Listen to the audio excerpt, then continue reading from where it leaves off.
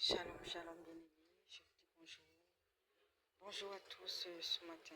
Nous rendons grâce à Dieu et qui, dans sa grâce, nous a levés ce matin. Voilà, c'est un privilège pour nous, pour le souffle de vie qu'il a renouvelé en nous ce matin. Alors, nous le bénissons également pour ses hauts bienfaits, pour sa haute protection surnaturelle. Nous bénissons également notre Seigneur Jésus-Christ qui a accepté une fois d'aller à la croix afin que nous ayons ce défi qui devient uniquement de lui. Alors aujourd'hui, bien-aimés, nous allons parler du pouvoir du sang de Jésus-Christ. Nous savons le Seigneur Jésus-Christ est allé à la croix afin que nous ayons la vie en abondance, le salut, la vie éternelle. Par sa rédemption à la croix, alors nous sommes bénis à tous égards. Et il est important pour nous de saisir cette grâce qui est la bénédiction. Il est important pour nous de savoir que une fois que nous avons accepté notre Seigneur Jésus-Christ comme Seigneur et Sauveur, nous devons invoquer son sang précieux qui a jailli à la croix de Golgotha dans tous les domaines de notre vie afin d'être davantage protégés. Nombreux sont ceux-là qui souffrent, qui sont tourmentés par des démons, des esprits maléfiques, des esprits impurs. Nombreux sont ceux-là qui souffrent dans leur cœur, dans leur âme et même dans leur esprit. Alors nous devons savoir que il ne suffit pas seulement de dire Seigneur, tu es mon Seigneur, mais nous devons également non seulement proclamer la parole de notre Seigneur Jésus-Christ, mais aussi nous devons invoquer son sang précieux dans tous les aspects de notre vie. Ceci est très important dans notre maison, sur nos études, sur notre travail, sur notre destinée en particulier. Parce que c'est là où l'ennemi s'accroche généralement quand il sait qui tu es. Déjà l'ennemi voit mieux que toi. Quand il sait qui tu es, alors son but c'est de pouvoir te dérober de cette destinée, de pouvoir te détruire et même de t'égorger si tu lui laisses la possibilité. Alors nous devons savoir que le Seigneur a payé tout à la croix. Il est allé à la croix une fois pour tous afin que nous ayons cette belle vie en abondance. Par exemple, dans Apocalypse 12, verset 11, nous dit ceci: ils l'ont vaincu à cause du sang de l'agneau et à cause de la parole de leur témoignage. Ça veut dire quoi? Peu importe ton problème, peu importe ta maladie, peu importe le tourment, le défi, les challenges auxquels tu fais face au quotidien, invoque le sang de Jésus-Christ et tu proclames au nom de Jésus-Christ, je suis vainqueur à cause du sang de l'agneau de Dieu et à cause de la parole de mon témoignage. Parce que ne peut invoquer ce sang de Jésus-Christ et que cela est effectivement effet que tu attends, si seulement si tu es en communion parfaite avec le Seigneur, si seulement si tu crois véritablement en lui. Alors, et de ce fait, à chaque fois, nous devons implorer sa grâce, implorer le pardon. Nous savons tous, nous devons nous repentir à chaque fois parce que nous savons, nous péchons à tout moment. Et de ce fait, nous devons demander pardon pour nos péchés. Le Seigneur est allé à la croix afin que nous soyons lavés, pardonnés par nos péchés et guéris de tous nos maux, c'est sûr. Alors, pour une vie chrétienne engagée, il faut d'abord mourir en soi-même. Renoncer, c'est-à-dire renoncer à toi-même, prendre la croix et suivre, car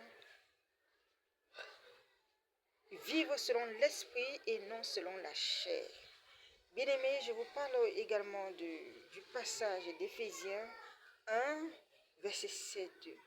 En Christ, nous avons la rédemption par son sang et le pardon de nos péchés. Alors nous savons que l'ennemi est rusé,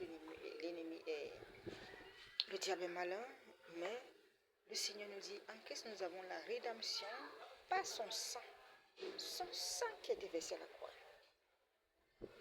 Et de ce fait, et la rémission et le pardon de nos péchés. L'ennemi ne peut pas nous condamner lorsque nous sommes sur la croix, lorsque nous sommes couverts par le sang de notre Seigneur Jésus-Christ.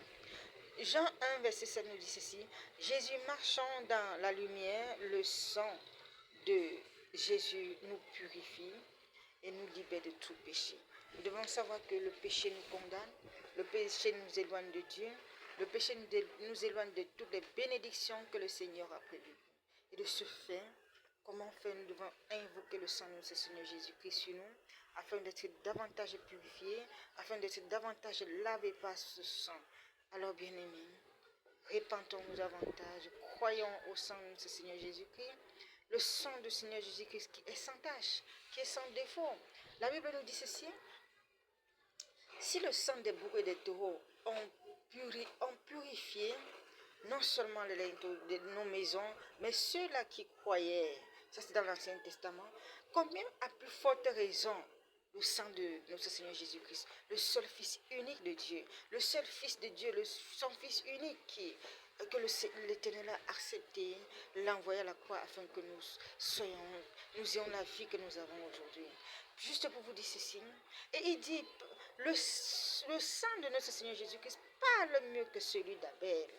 Alors nous devons non seulement proclamer qu'au nom puissant de notre Seigneur Jésus-Christ, que le sang du Seigneur Jésus-Christ qui parle mieux que celui d'Abel parle contre tous les ruses de l'ennemi, parle contre toutes les œuvres du diable, parle contre toutes les œuvres du démon, parle contre toute conspiration, tout ce qui n'est pas de Dieu en nous, et nous verrons davantage sa gloire se manifester. Alors ce sang non seulement nous lave, nous purifie, nous sanctifie, mais également nous protège et nous glorifie. Et n'oublions pas que nous devons sans cesse proclamer que par ces meurtrissures, nous sommes guéris.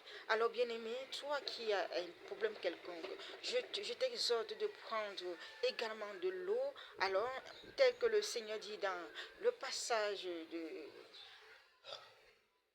2 Rois, voilà, 2 Rois 3, verset 2 Rois 3, si je ne me trompe pas, verset 6, il dit ceci: alors l'Éternel dit à Élisée, va vers la source des eaux, va prendre du sel et va vers la source des eaux, jette du sel et tu dis, j'assainis ces eaux, il n'en proviendra plus ni mort ni stérilité.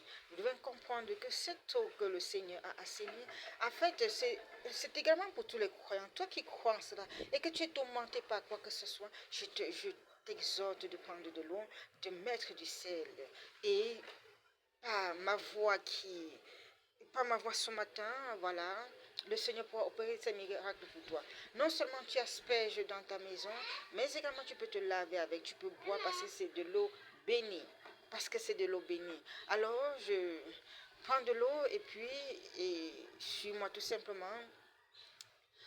Voilà, ou alors prends du sel, prends également du sel, va vers la source des eaux, va dans ton eau que tu as mis déjà dans un récipient et tu dis, j'assainis ces eaux, il n'en proviendra plus ni mort ni stérilité. Et tu verras que cette eau bénie, au nom de Jésus bien sûr, cette eau bénie va te faire des merveilles. Tu pourras la boire, peu importe ce que tu as à l'intérieur de toi, comme esprit qui n'est point le Saint-Esprit, comme démon, comme voilà, peu importe de la douleur dont tu souffres, tu retrouveras également la guérison.